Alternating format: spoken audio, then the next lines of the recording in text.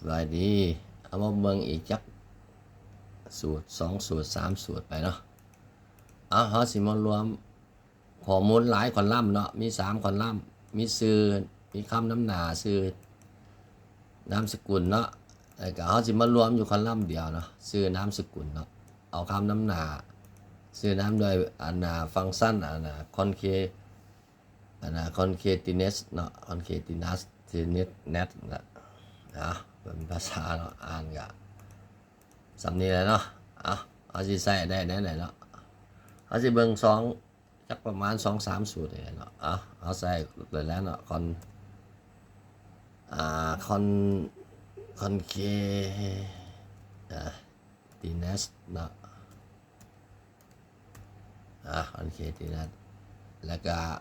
มันจะบอกว่าเทค1เทค2ไปเนาะเทค1จุดเนาะและเทค2นี่เขาสิเฮ็ดในเทค2เขาก็สิใส่เครื่องหมายขีดอาจจะเป็นอันนี้เนาะแล้วก็จุดอีกแล้วก็เทค3ตัวนี้เนาะเทค4ไปแล้วก็บ่ใส่เนาะตัวนี้เนาะเขาก็สิใส่ยาวางบ่เคาะสเปคบาทนึงเนาะ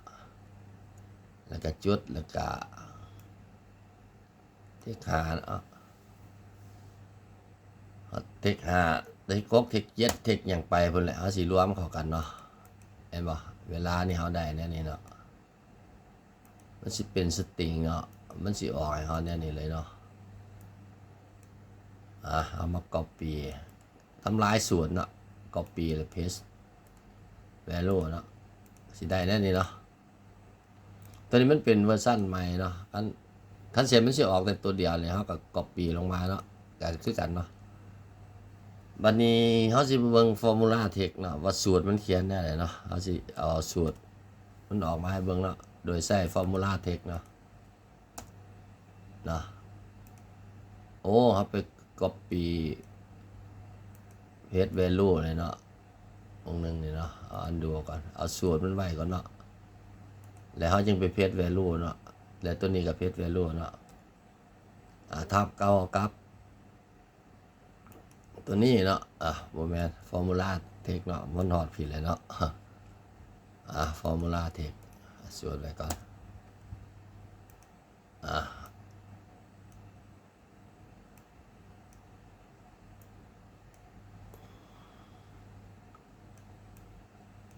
เขาดึงสูตรมันลงมาเลยเนาะ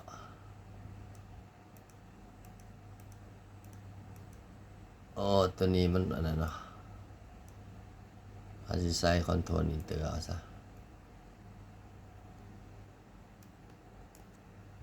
มันเป็นสปริงเนาะฟังก์ชันเนาะ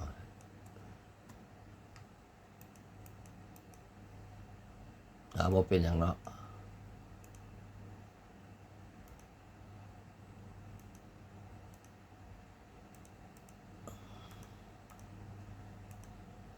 ได้สูตรเนี่ยนี่แหละ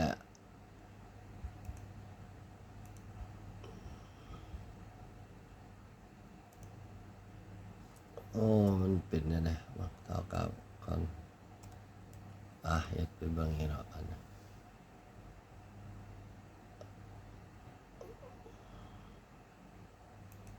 นี่เนาะ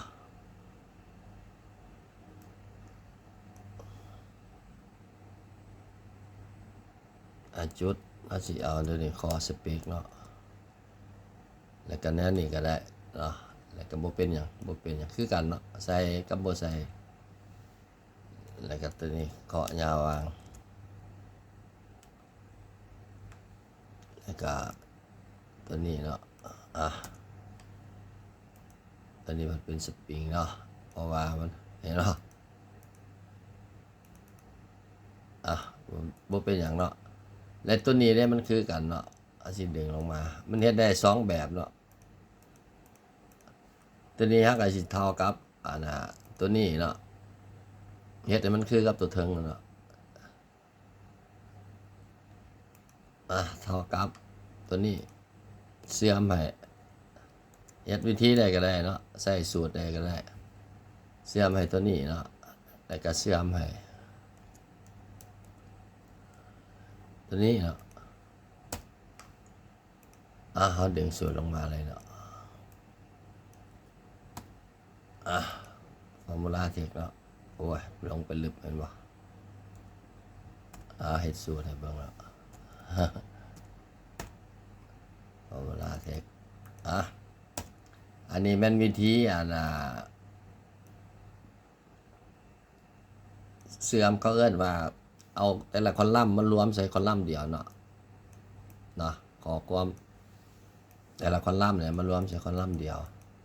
แล้วเบิ่งตัวนี้อีกเนาะเบิ่งตัวนี้บัดนี้เฮาสิอยู่ในนี่ซื้อคือกันเนาะเฮาสิแยกตัวนี้ออกเนาะเขาสิแยกตัวนี้ออกให้มันเป็นคนละคอลัมน์บัดนี้เนาะวิธีเขาสิตัดข้อความออกและเปลี่ยนเป็นข้อความใหม่นั่นล่ะก็สิเว้าเนาะก็เปลี่ยนข้อความเนาะเอาตัวนี้แล้วเฮาไป data เนาะเฮาไป text to column เนาะtext to column เนาะอยู่ในนี้มันสิบอกว่า limited เนาะ delimit นะ delimit เนาะเห็นมันอยู่ในนี้มันสิบอกว่ามีจุดมีอย่างเนาะเขาเน็กไปเนาะและตัวอยู่ในออเดอร์นี่ที่จริงมันจะเป็นอันนี้เนาะมันจะเป็นไม้แถบนี่เนาะอยู่นี้มันสิบ่มีออเดอร์เขาอยากเอาจุดออกเนาะเขาพิมพ์จุดใส่บ่ให้มีจุดที่ว่ามันสิแบ่งเป็นคอลัมน์2คอลัมน์เนาะตัวนี้มันสิแบ่งเป็น2คอลัมน์เขาเน็ก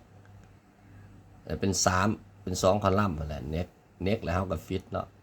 มันสิแยกตัวนี้ออกมาเนาะถ้าเราได้ในนี่นะเขาก็ใส่สูตรตัวนั้นดึงเข้ามาอีกก็ได้เนาะ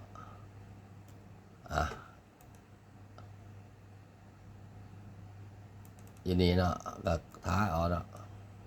ถ้าอยากให้มันเป็นแบบมีขีดมีอย่างเนาะเอากะจุดอีกเลยก็เอาตัวนี้มาใส่เนาะก็คือกันกับแบบตัวอันนั้นอะไรเนาะตัวนี้มันมีจุดเนาะก็สิได้นะนี่เนาะตัวนี้เขาก็สิเสื่อมเอาอีกคือกันก็ได้เนาะเอาตัวนี้เนาะเสื่อมให้ตัวนี้เนาะก็สิได้คือกันนี่เนาะก็ดึงลงมาเนาะโอเคเนาะอันนี้วิธีตัดข้อความและเปลี่ยนข้อความเนาะแล้วก็เขาเรียกว่า